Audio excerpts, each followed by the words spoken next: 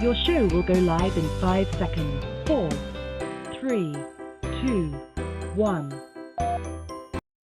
Broadcasting live. It's America's longest running talk show on computers. It's Computer America, bringing you the biggest names in technology with guest interviews, new products, and your emails. Listen live at computeramerica.com on any device around the world. Email the show at live@computeramerica.com or find us on social media.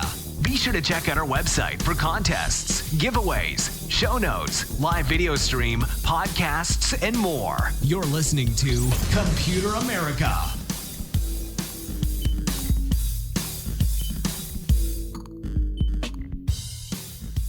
Hello and welcome into the Computer America Show. Thank you so much for joining us, and welcome into another great edition as we get things started here with on a happy Friday to everyone out there. And we have a great show to end the week out strong as we have on the Society for Information Display. And that's right, we have them on to talk about just what they do, what their organization promotes, and, you know, it's going to be a lot of fun. And then also later on in the show, if we have time, we will be doing computer and technology news. And I think today, because, hey, it's Friday and we like having fun on Friday, we're going to make it a Destiny 2 kind of mega theme where, you know, there's a number of stories coming out about Destiny and the new video game from Bungie and Activision. And I thought, hey, you know, what better way to kick off the weekend than with some good old-fashioned video games? So, with all of that said, before we get started with our guests, I, of course, need to mention a few things, including, well, first off, I'll start with this one. Our contest just ended. Yeah, that's right. It just ended, and we will be giving out and announcing later on in the show today the winner of that contest. And trust me, it's someone who has never won before. And yeah, you know, we are going to read their name live on the air, and they won a prize from our friends over at Logitech. So we're going to announce that, but don't worry, if you didn't win this week, then next week we're doing the giveaway all over again of the M720 Triathlon mouse. Yep, that's right. We give one away every single Friday, and today is no exception. Number 2 is that if you are busy, if you're occupied, no matter what it is you're doing, well, we have these things called show notes over on our website, and they make everything more convenient, where if you want a link to our guest website, if you want a link to any stories or articles or videos or demonstrations that we do, then don't worry, it's all right there in the show notes, easy as pie to find. And the last thing is the video portion, where you can watch Computer America, not just listen to Computer America. So check that out as well. So with all of that said, I think we're just going to jump right into this. And, you know, again, very excited for this segment. So for everyone out there, this is the first time we've had them on, and we're, again, super excited to have on Mr. Sri Peruvemba. He is the board member and chair of marketing for the Society for Information Display, and what exactly that all means and what, SID actually does. Here to put it all in terms that we can all understand. Once again, Sri. So, Sri, thank you so much for joining us. Thank you very much for having me. Our pleasure indeed. So, like I said, the Society for Information Display, this is an organization I think that a lot of people probably have not heard of by name, but they have definitely, probably been impacted by it at some point. So if you could kind of give us a little bit of a background behind SID and, when it was founded and what it actually does. Sure. So the Society for Information Display caters to the electronic display industry worldwide. That is roughly about $130 billion industry. Most of the products are produced in Asia, but consumed worldwide. So these are electronic displays. The tiny ones would kind of go on your wristwatch, for example, all the way to the large ones that will go on a signboard, which is several feet in diameter, that would be outdoors, say like in Times Square or somewhere else. So the entire gamut of all kinds of displays that are used in your laptops, in your tablets, in a variety of devices are all covered under this one umbrella. And the Society is a non-profit organization to provide service to this particular industry. And it was founded in 1962 in UCLA. So it's very California-centric from that perspective. But in those days, the industry was mostly in North America, Europe, and somewhat in Japan. But obviously that has changed. The industry has moved now from a manufacturing perspective to Japan, Korea, Taiwan, and China, whereas the US and Europe remain some of the largest consumers of these electronic displays that you see in both consumer type applications, in industrial applications, military applications, and a wide variety of others. Makes perfect sense. But, going all the way back, that is, quite the impressive lifespan. But, just as kind of, higher point of order, has this, has the impact or has the need for something like SID, the Society for Information Display, last time I say it, I promise, but has the need for something like this kind of simmered, or has it increased? Because, back when, displays were first being invented, I can kind of see how, you needed a standard for some things, but, we have new displays, new types of screens every single year. Has SID seen their influence kind of dwindle, or are they more important than ever? Very interesting question, because I came on board with the Society for Information Display as a volunteer and head of marketing about 3 years ago. And prior to that, I've been going to the event for, this will be my 20th year attending the Display Week event, which is SID's annual symposium. But the organization obviously started in '62 and saw tremendous growth as displays emerged, and they were used in lots of different applications. And then after that, it kind of seemed to simmer off, particularly as the industry went through a transition where the factories moved from the traditional locations to some new locations.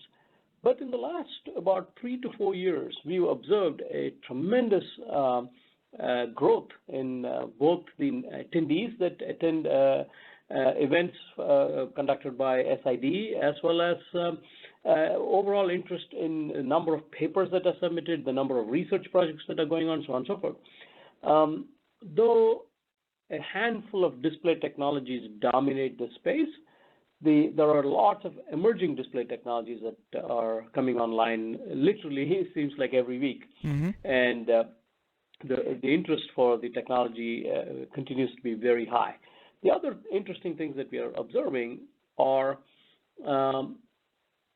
there's a lot of interest in building factories in geographies that currently do not have any factories building electronic displays.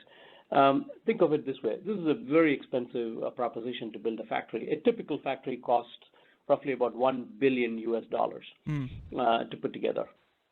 And so, it requires a lot of support from the industry as well as from the government and so on. We've observed recently there is tremendous interest in places which never had a factory before. Now they're interested in building these factories because a lot of these factories have now become fairly automated. So the advantage of building it in certain geographies where the labor cost is low is no longer there. And so that's also creating a lot of interest.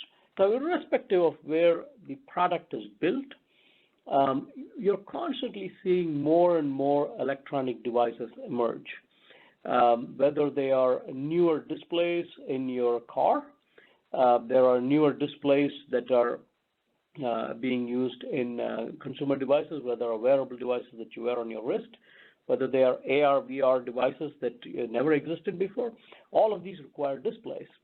And so there's a number of people going into that industry as engineers, as operators in the factory, as researchers, as sales and marketing people. And all of them require training, and all of them require knowledge of how to do the job today, as well as how do you brace yourself for the future. Mm-hmm. And the Society for Information Display hosts an annual event called the Display Week, which this year will occur next week in Los Angeles. And at this event, we expect over 7,000 people to show up, and they will learn a lot, and they will also, impart their knowledge. I'm particularly interested in seeing folks that have been researching different display technologies pretty much their entire lifetime. And in about an hour's time, they'll stand up on a podium and tell you their life's work. And that's pretty amazing, and that's why we have so many people from all over the world show up to learn and then impart as well. Right. Yeah. No, that is, of course, very interesting because, I think to a lot of people, we cover CES every year and, we see the end result of the work that you do at SID where, we see Sony with their, QLED, 4K, HDR, amazing displays. But, that takes a lot of work and a lot of, author papers and just a lot of effort goes in between so many different groups and industries, and it sounds like SID and this display week is kind of a place for everyone to kind of catch up on what's new and what's interesting in the field. So since you mentioned it, this is a great time to bring it up. Display week, as you just said, what is display actually you already kind of gave a rundown, but how long has display week been going on, and and just where where is this conference normally held? It's been going on for well over a couple of decades, and Display Week this year will be in LA at the Los Angeles Convention Center, and we expect over 7,000 people to be there. We have roughly about 400 papers will be delivered by researchers and scientists all over the world. We have some very unique events, some of them for the first time, to both educate the audience as well as provide them with opportunity to network and as well as meet people in the industry. A lot of business gets done at this event. So the core part of this event is the technical symposium, where we have 5 days of events where we are teaching audiences, students, we are teaching industry professionals, and we also have an exhibit hall that will feature over 200 companies that will show the latest and greatest electronic displays. One of the things you mentioned earlier about how you see these end devices at CES. So usually at Display Week, we see electronic displays shown at our event, which will come into the market maybe 3 years from now. Wow. So we get to see some really cool stuff.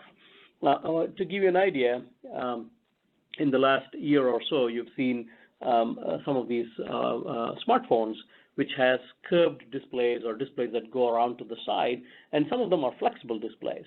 And these things were shown, a few years ago at Display Week, and we expect the same thing. You mentioned quantum dots, the exact same thing. The quantum dots were first shown at Display Week before they became popular in the consumer space. And outside of these core, the symposium, the exhibit hall, we also have a feature called the Innovation Zone, or the iZone, where we encourage startup companies to participate. We give them free booth space so they can, showcase their product without paying any money to the society to purchase a booth. Mm-hmm. And this year, we expect to have 50 companies exhibit there. So we take these applications months ahead. A number of companies all over the world will submit their applications, and those that qualify will be selected, and they will be showing. And these technologies are even more, innovative, or even more early-stage companies that are still somewhat in R&D. They're just about to get into engineering, or they're in engineering, not yet in manufacturing. And you'll see some really amazing technologies. Most of them are not quite ready for the consumer, but they get the equipment manufacturers, the brand companies, quite excited about those technologies so they can incorporate them into their devices.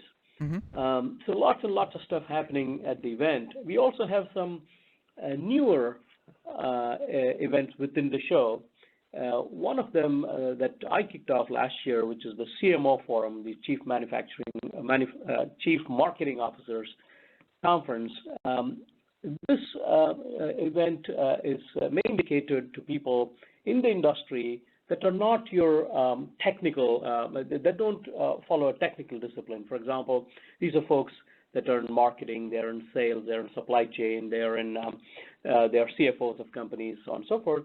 But they're interested in the industry. They don't want to sit through a PhD level talk, but they would like to, understand the commercial aspect of the display industry. So we put that together last year. We'll continue this year. We have 4 different panelists who are 3 of them are senior vice presidents at tech companies, and 1 of them is a CEO for a tech company as panelists.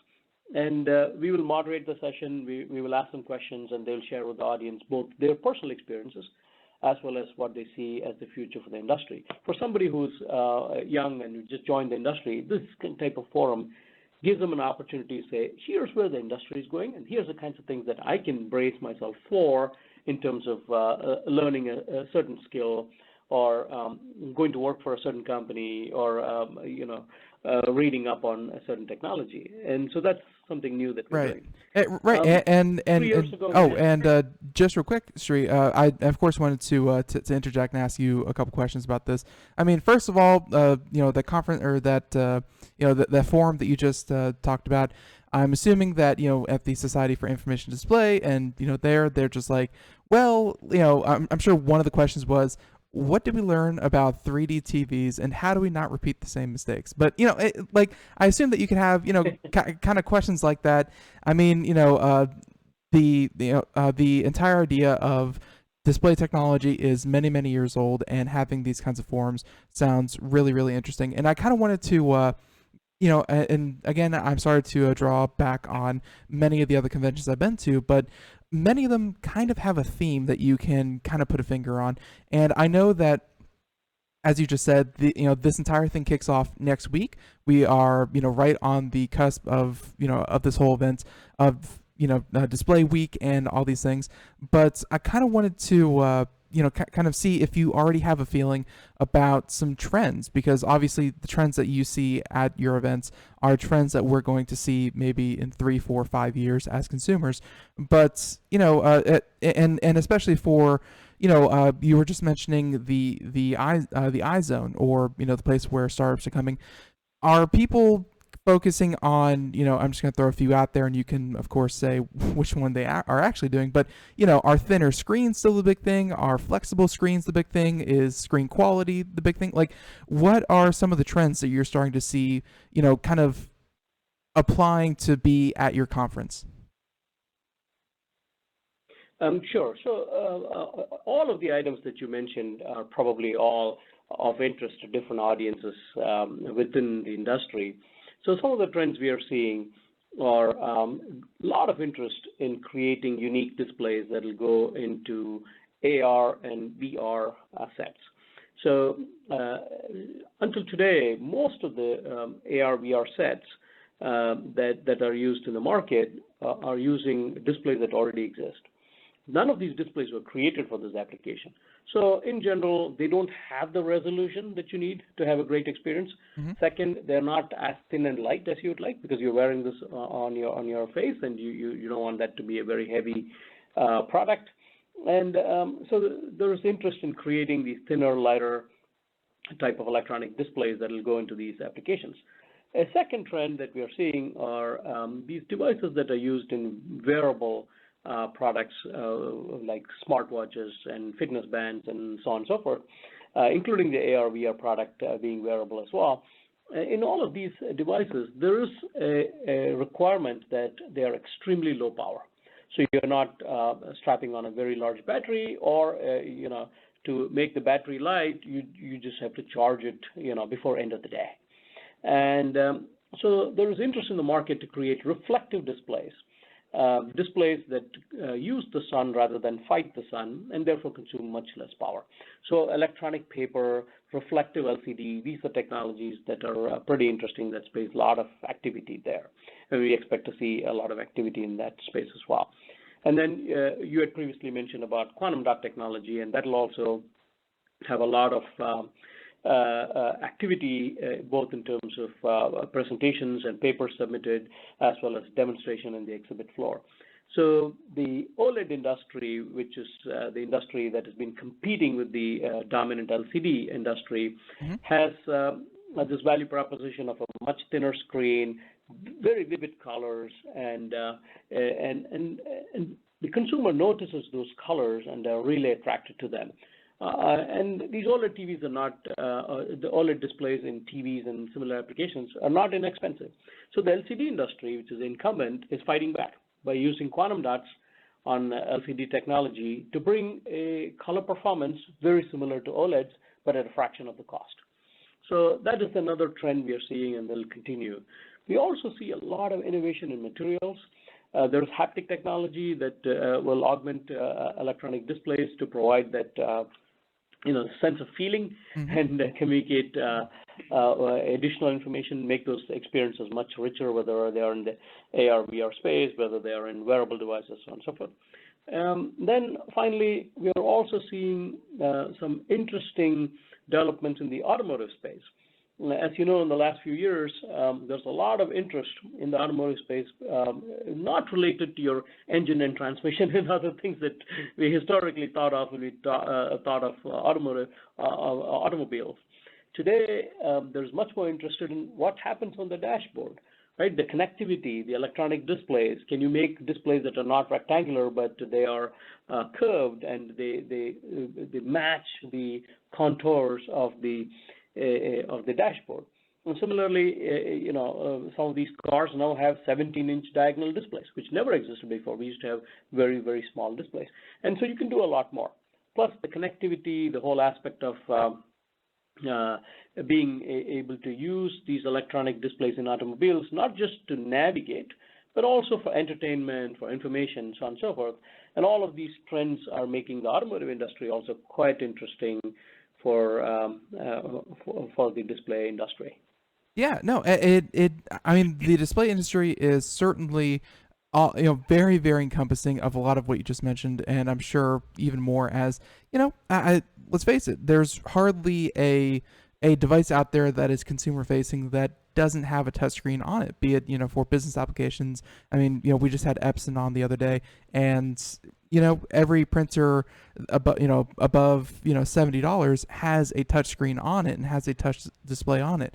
I mean, displays and touchscreens and things like that are really getting into everything and everywhere, and it's good to hear that that's kind of where the trends are going, because it does make it more convenient. So, and I'm sorry to interrupt your previous point, but I believe you were mentioning some of the other conferences and conventions, because you mentioned Display Week, you mentioned iZone. Is there anything else that people can look forward to out there next week?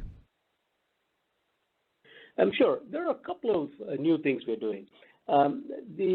One of the things that was on our list from 3 years ago was, how do we involve more women leaders to participate in our event? How do we encourage more women to participate in the tech industry, particularly in the electronic display industry? So as part of that, we are organizing, first time in the history of SID's Display Week, a Women in Technology Forum. So we've invited women leaders in the industry. They are technologists, they are CEOs, they are folks with a lot of experience to come in and be part of a panel. And they will talk about, again, very similar to the CMO forum, they will talk about their personal experiences and what they're seeing in the industry and what they're looking for when they hire people, all of the different aspects, both from ranging from leadership, from technology to simple disciplines that they follow that others can emulate. So we invited a fairly large group of people to attend. We've seen extraordinary interest in this event. Just yesterday, I was looking at whether the rooms that we have for this event will even be able to fit all the people that are registered to attend. So we're very excited about this. And hopefully in the next few years, we don't ever have to do an event, especially for women, where it would no longer be necessary. But right now it is. We don't have enough women participating in the industry, both as whether at any level, whether they're entry level or very senior level. And that's something that we can impact directly.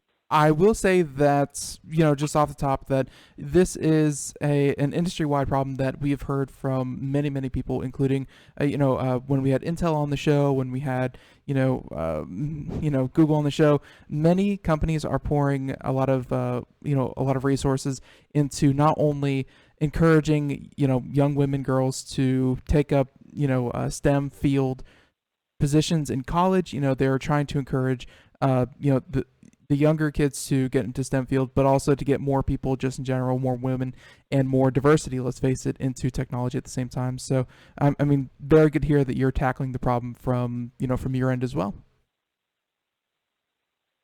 Yes, so 3 years ago when I was asked to volunteer and be running the marketing for SID, I had three things that I wanted to influence. First is bring more women into the industry, both leaders as well as at every level.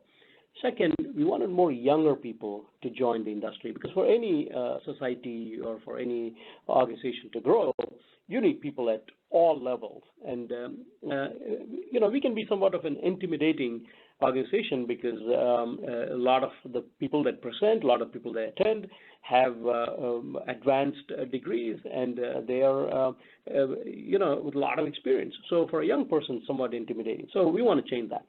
And then the third aspect is bring more people from these different geographies, particularly from Asia, to participate so the organization can grow and be a lot more global than it is. It already is, but I wanted it to be much more global. So, and instead of just saying these words, we actually started taking action. The Women in Technology thing is something that we've been thinking for 3 years. It's finally happening. And, we have this one big shot every year to do this, and we're doing this this year. Last year, we did something for the folks that are not in the technology community by organizing the CMO Forum.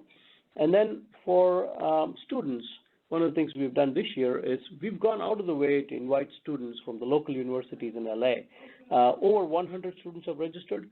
We're going to give them a free pass to come to the event. And I'm going to take some time to sit with them and explain the benefits of being part of this organization, as well as give them the opportunity to share their views and what they're expecting, so on and so forth. And with this, we expect that these students will benefit long before they graduate. So the number of very interesting things that we can do, and we're very happy that instead of just talking about this, we're actually acting. And I'm sure we will make a number of mistakes along the way, but we get started and we will get better every year. And hopefully, if we look at it 3 years from now, some of these initiatives will pay off in very big ways, impacting the lives of many individuals that will look back at this and say, that was a turning point when they were able to benefit. And we as a society will benefit immensely from this as well. Right. I also noticed that other places on your website, you have things like, Latin America, and I'm sure, way at the beginning of this interview, you mentioned that you have places that traditionally didn't have, factories, building factories, and I can only assume that means that, technology is spreading. Technology is becoming much more accessible, much more cheaper, and, a lot of places, a lot of markets are 5, 10, 15 years from really becoming something worth setting up and noticing, be that Africa, be that South America, be that, wherever it may be, a lot of new markets are coming. So it sounds like you definitely have, your work cut out for you. It's a lot of new people and a lot of information to spread. And, hey, Computer America is always here to help. So, and Sri, I hate to do this to you, but we're just about out of time. I want to thank you so much for coming on. And if people want to find out more, or if people want to learn more about the Society for Information Display, where can they go? They can go to www.sid.org or www.displayweek.org. And we also publish a magazine, which is informationdisplay.org.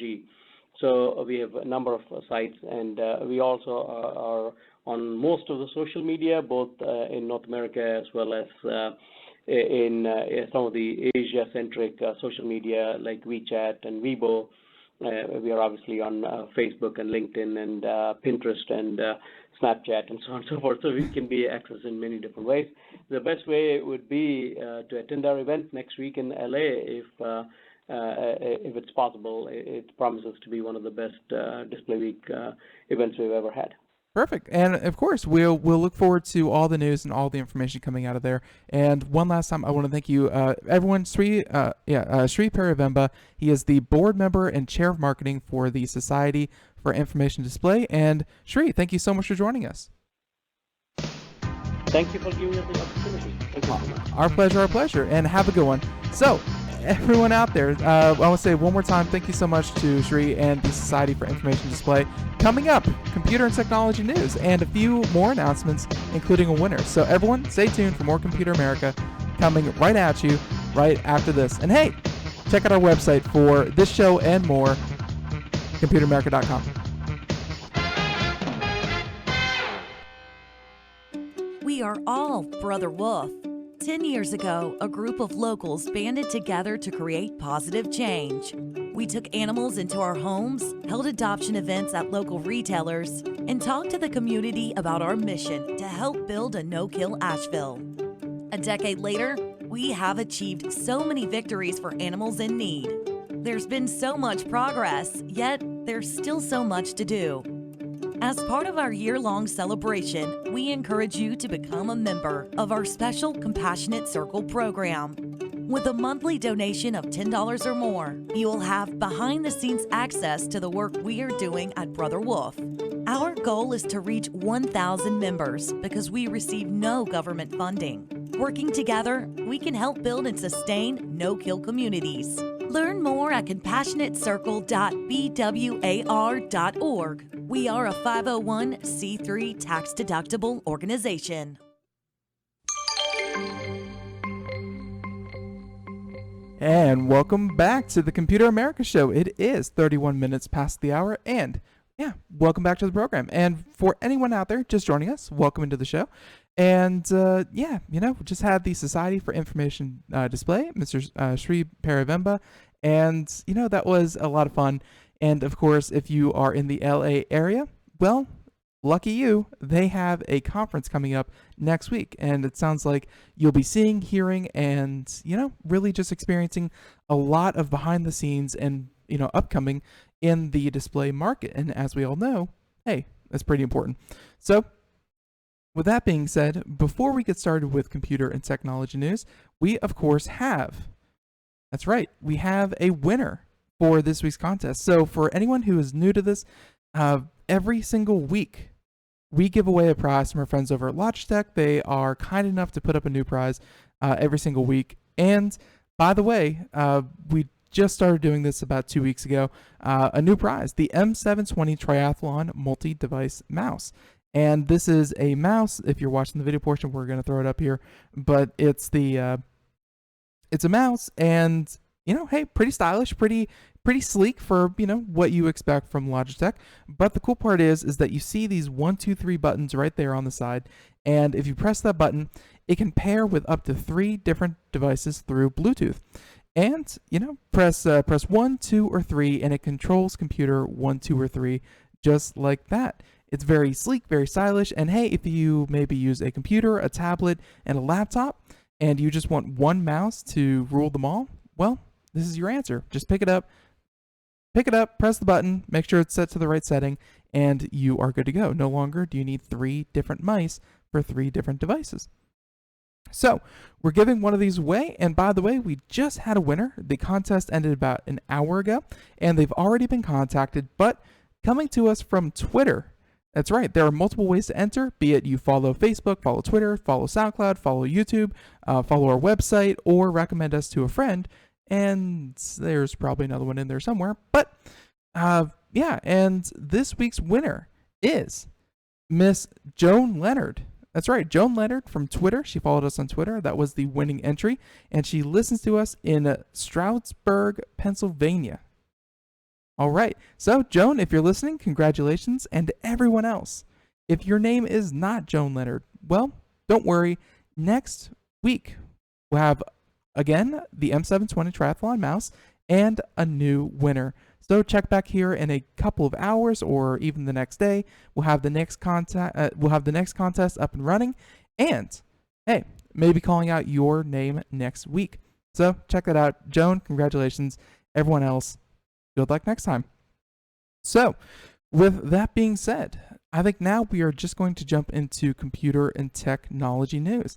And for anyone new out there, this is a segment dedicated to the latest and greatest in technology. And this week, well, let's face it, a lot about Destiny 2. So, this is computer and technology news. That was the wrong sound effect. Here we go. Computer and technology news.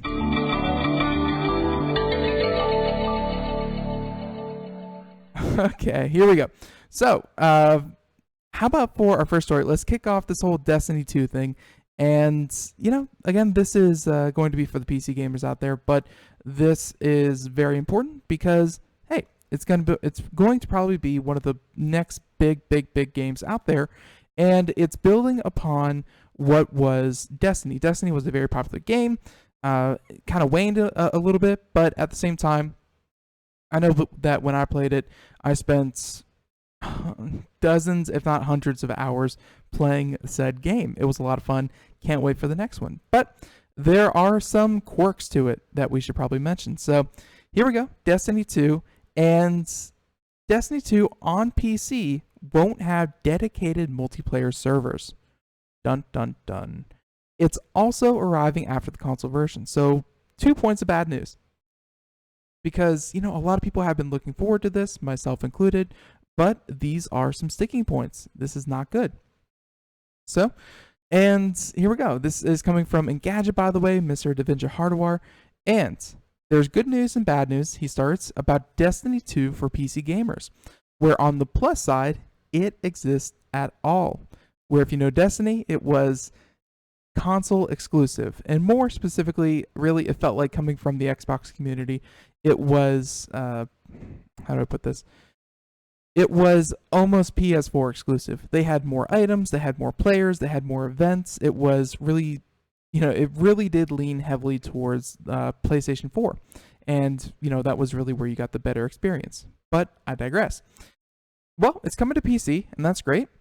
And, well, the first game never left consoles, as I just mentioned. But, unfortunately, we'll have to settle for multiplayer matches without dedicated servers.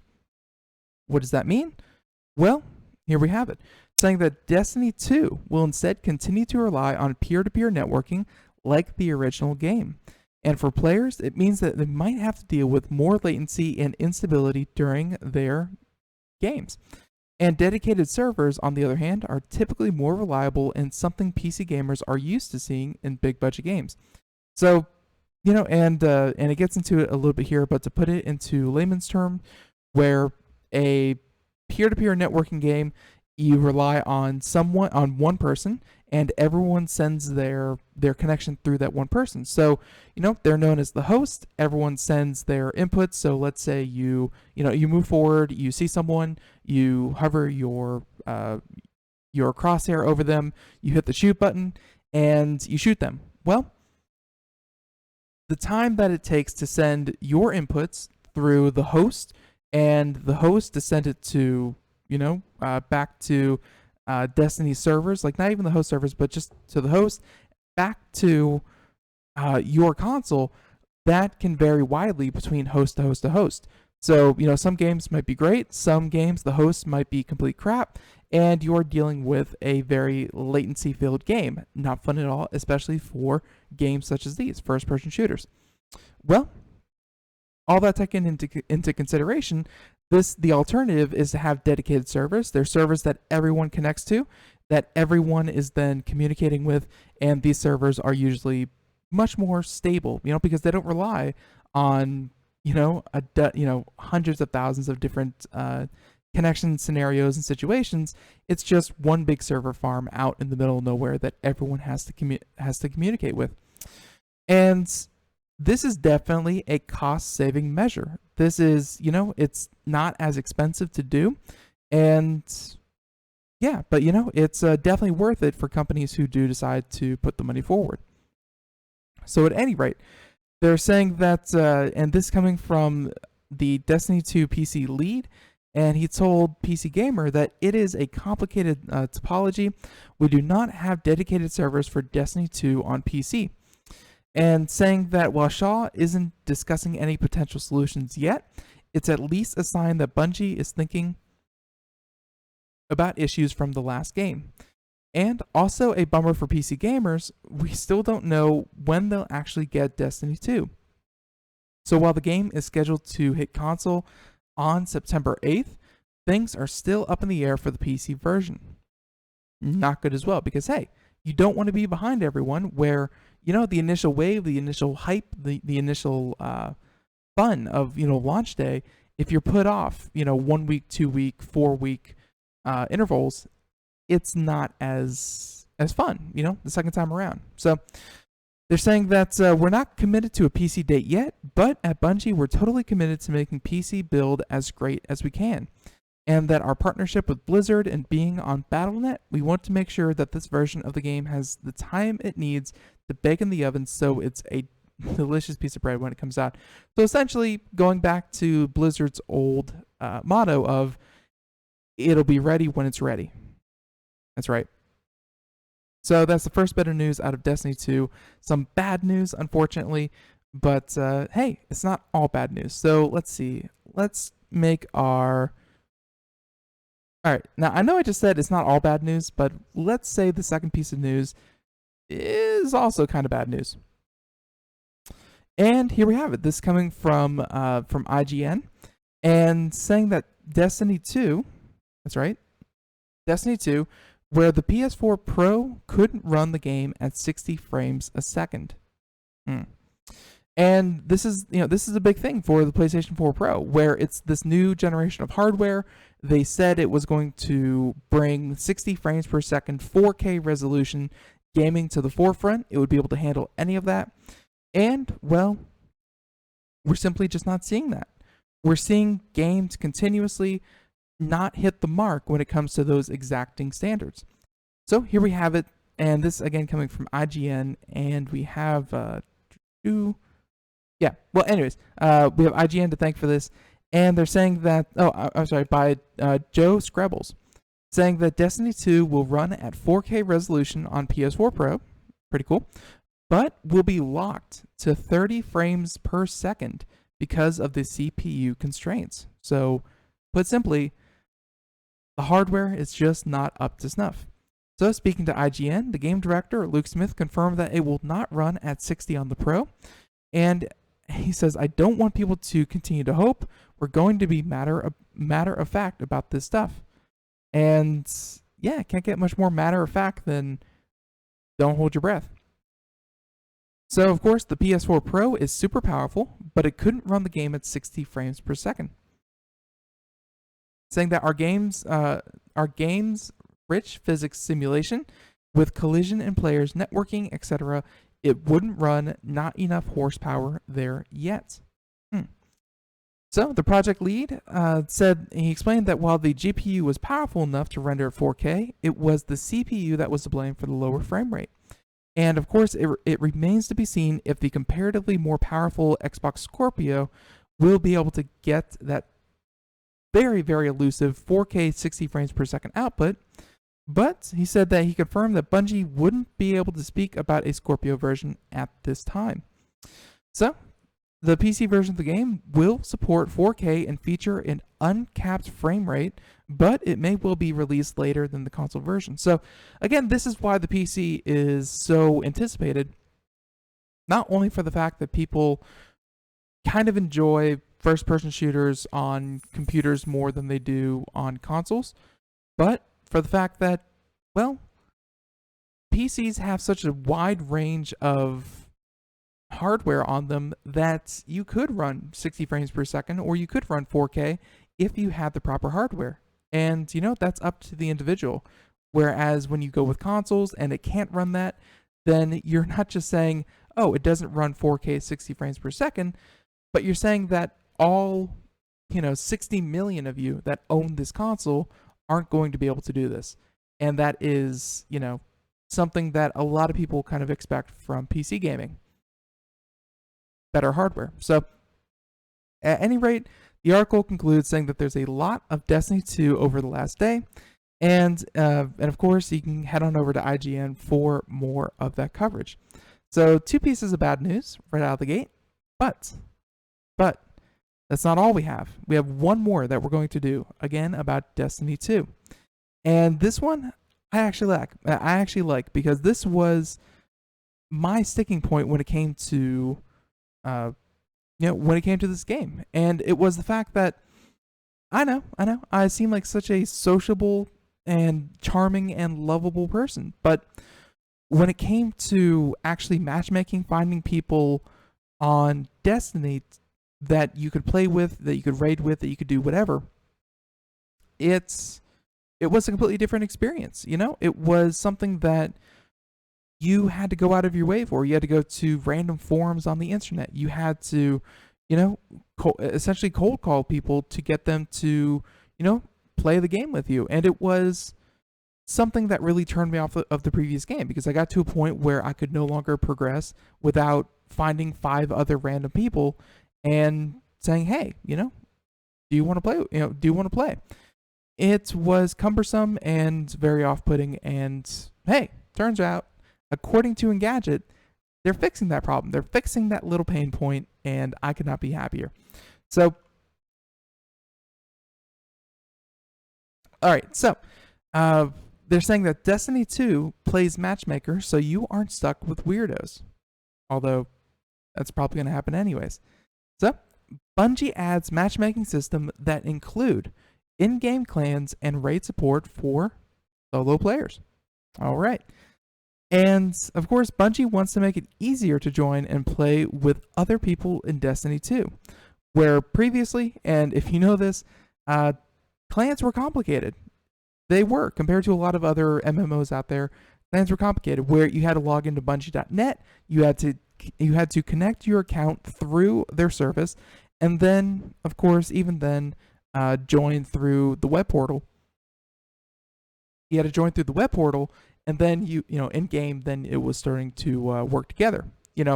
Very complicated, not fun at all. Where during the live event today, and by the way, that's why we're kind of covering all this. It was, Bungie had a big event for Destiny 2, and definitely check out some of the trailers because those are awesome as well. But Bungie revealed that a revamped clan and matchmaking system will exist in the game itself. All right.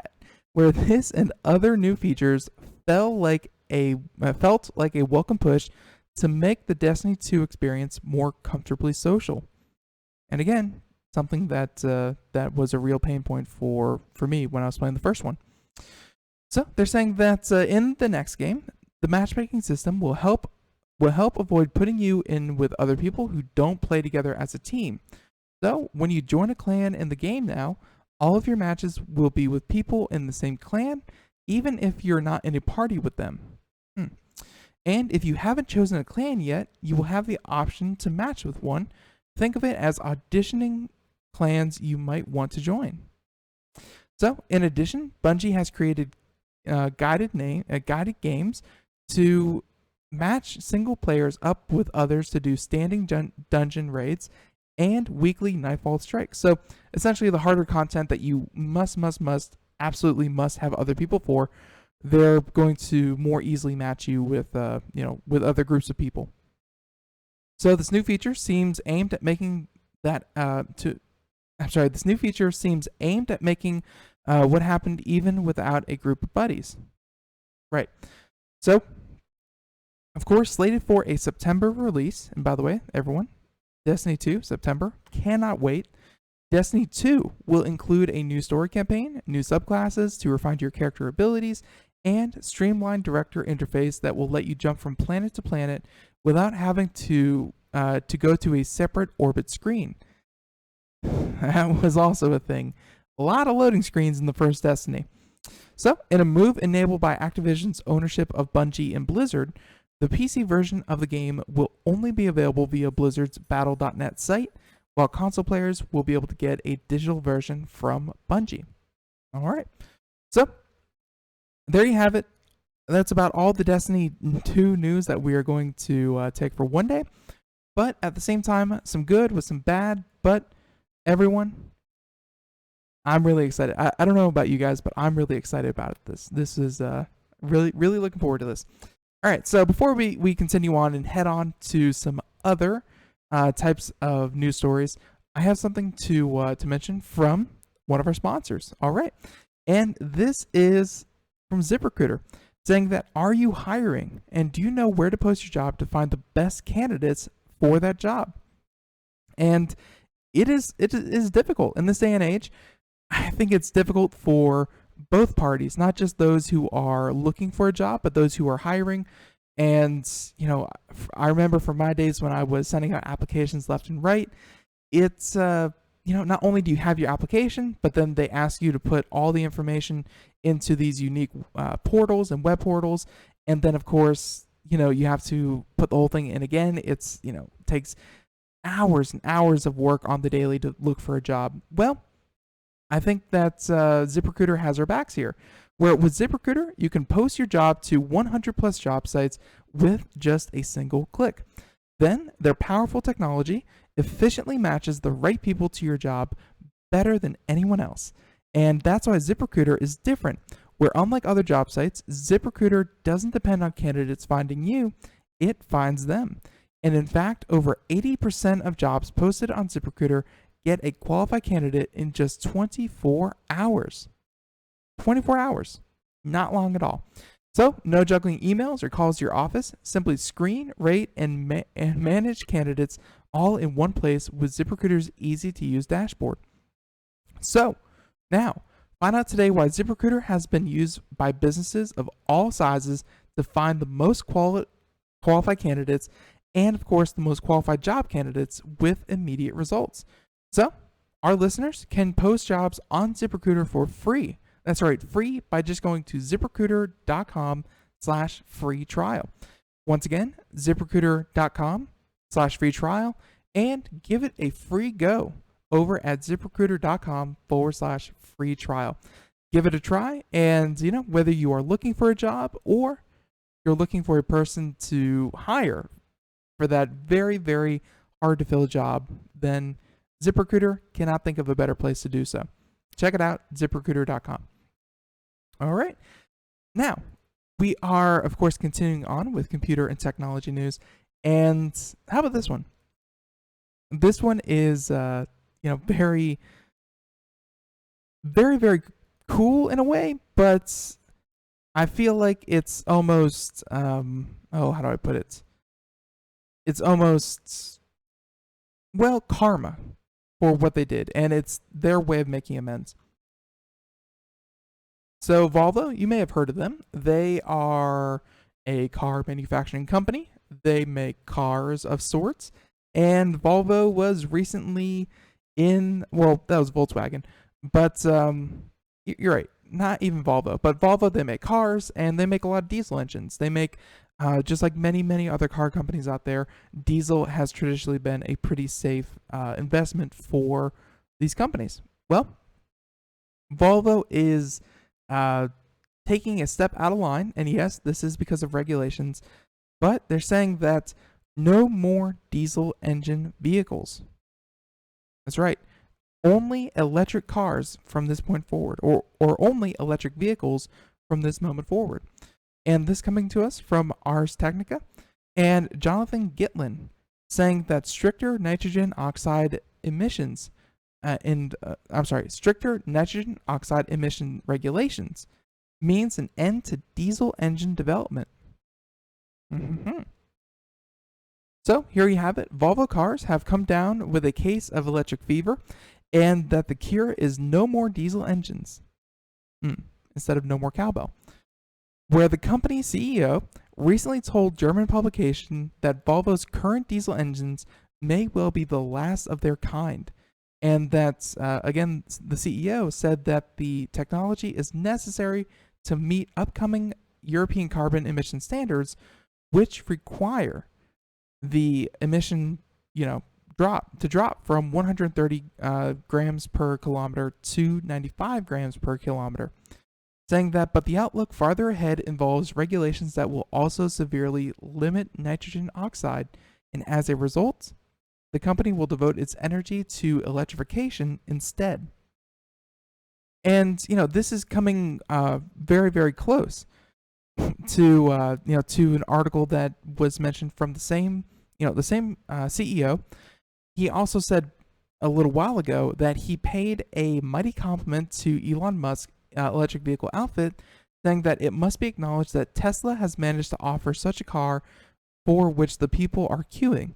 In the area, we should also have space with high quality and attractive design. Where essentially there he was saying that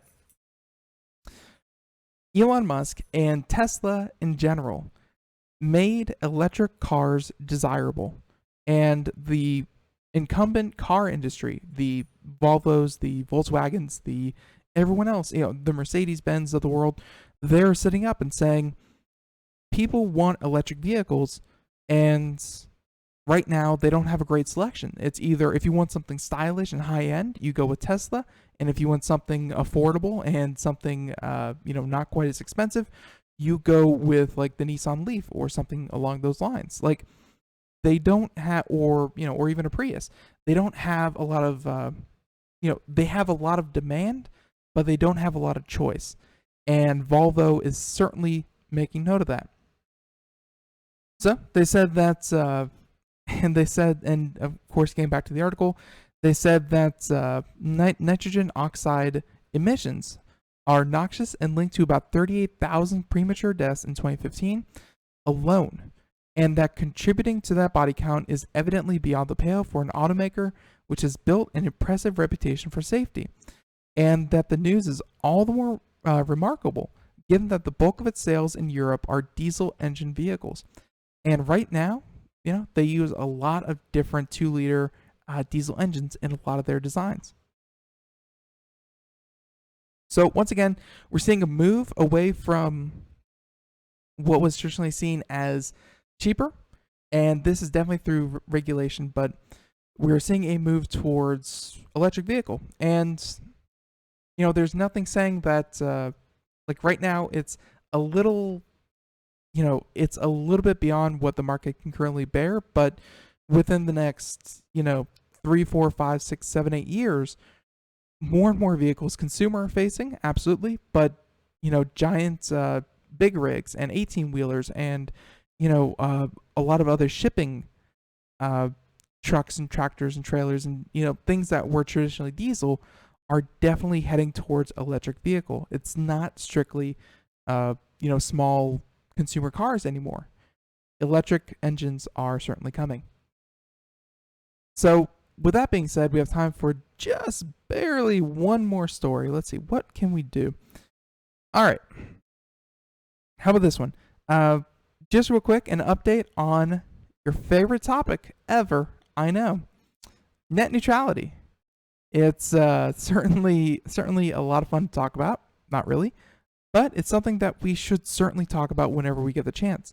And for those of you not keeping track, even though we just had hundreds of thousands of open comments in the last couple of weeks to the FCC and FCC.org over the repealing of Title II protections or oversight from ISPs. And again, to keep the current legislation in place, not even to revoke it, but to keep it in place, that's very hard to do. It's very hard to move an audience to keep legislation and not something that is, obviously repealing something. But at any rate, in a 2-to-1 vote, the repealing process moves forward ever faster, and within a couple of months at this point, everything looks to be on track to repeal the Title II classification and rules applied to internet service providers, in where Title II, of course, means that internet is essentially a utility. Think of it like phone service or like water or electricity. 90 seconds. It must be supplied, and it must be supplied at a reasonable price, and it must be supplied constantly. No more, kind of flaking out or up to a certain speed and you get less of a speed. Protections that I think we all expect from many of our utilities. And let's face it, the internet is certainly a utility. Well, the current FCC saw it fit to repeal this, and the first vote has gone through 2-to-1, and within a couple months, 60 net seconds. neutrality will most likely be gone, dead, and buried. So there's your update. Doom and gloom. I hope all of you are going to have a wonderful weekend. Be sure to make it out there. Maybe go see a movie. I know I'm probably going to go see a movie this weekend, if I recall. This weekend, probably Guardians of the Galaxy Volume 2 or Alien Covenant. I'm not sure which. But hey, go enjoy yourself. Go do something fun. Go cook yourself something nice. And catch us back here.